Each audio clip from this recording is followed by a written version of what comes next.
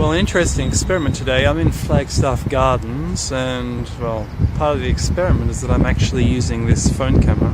So we're going to see how it turns out. Now, we're going to walk around this place, and I'm really going to introduce you to it, and also to a certain theory of mine.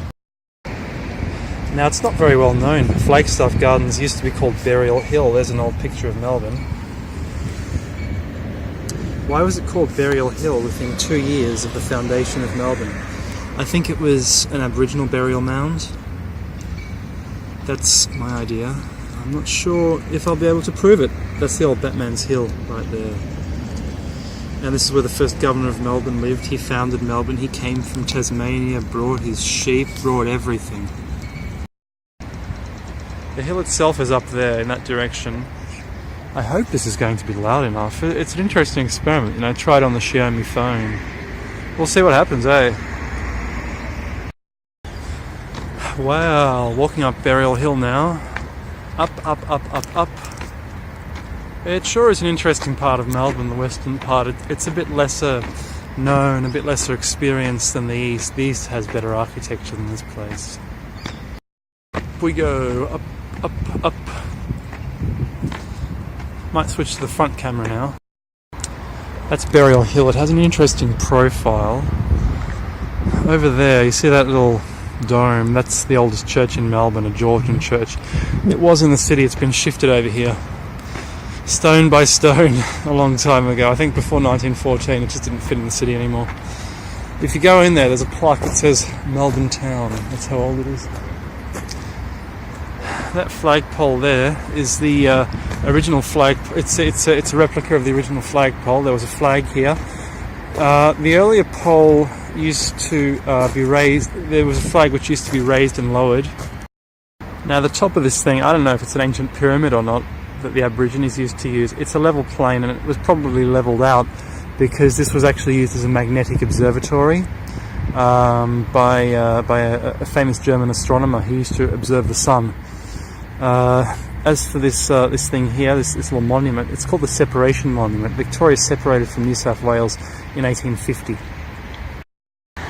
You know, there is just so little information. I'm standing on the top of Burial Hill now. I think this was called Burial Hill because of the sea view.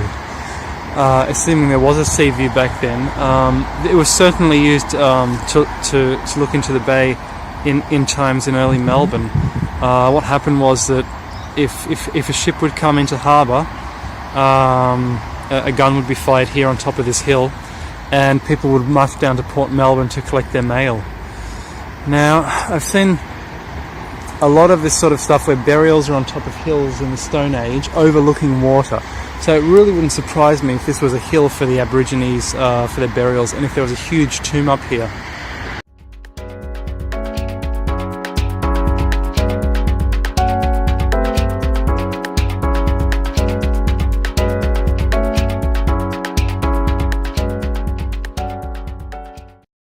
Well, I'm now on top of Burial Hill, and that's the city below. This was the highest hill in Melbourne. Flat plain behind me, who knows what was here. It's really quite interesting. Maybe we'll never know. I think we'll have to dig. I think there were Aboriginal burials here up here. That's my suspicion, for sure. Just walking down off the hill now. Emerald Hill, South Melbourne, aka South Melbourne, contained a huge set of mounds on top, which is where the current South Melbourne Town Hall now sits. Now, behind me is that flat plain is the top of the hill, here, Burial Hill. Now, if my theory is correct, I think there were Aboriginal burials here, and that's why it was called Burial Hill. Why then did the colonists bury at least 12 of their dead here in the early days of Melbourne? Well, I think we can explain that the same way. In Ireland, we have tombs on top of mountains. It's an old ritual. I think they were simply copying an old ritual of their ancestors. It's as simple as that. That's my view. It was Stone Age there, and it was Stone Age here as well. The actual Burial Hill itself, you see it's all flattened out. It looks like a flat pyramid. Now I'm sure that's got to be European. The Europeans have done that. It wasn't originally like this. However, there are precedents for this all around the Pacific as well. Now, let's say this is some kind of old pyramid for burials, and Aborigines buried their dead around this. It's hard to define what Aboriginal means. We're all Aborigines if we live here in Australia for long enough. The civilization that was in Victoria did build stone circles. According to archaeoastronomical alignments, only a few of them survive. Now, I actually opened up a book on these stone circles, and I photographed one page, a drawing of a stone circle from the 19th century, from Darranelle in Western Victoria. And the interesting thing is, the librarian who was helping me with this, he saw this and he said the Aborigines didn't do stuff like that. I reckon this was just the artist making a bit of money. And he's right. The Aborigines that we know of did not do stuff like that. They in fact told the early European colonists, the farmers of Western Victoria, that that was not their stuff. That was someone else's. Someone else did that, and they disclaimed responsibility. So it's a mystery. It's an enduring mystery. I hope one day we solve it.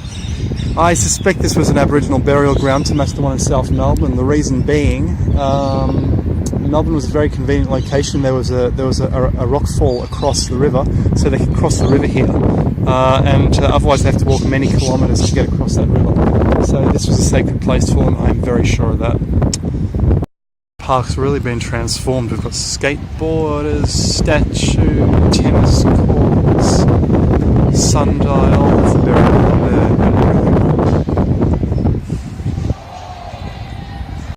obviously close to the bottom of the hill. In fact, I'm still standing on part of the hill because the hill is actually like this quadrant of Melbourne basically coming up to rise up to this hill.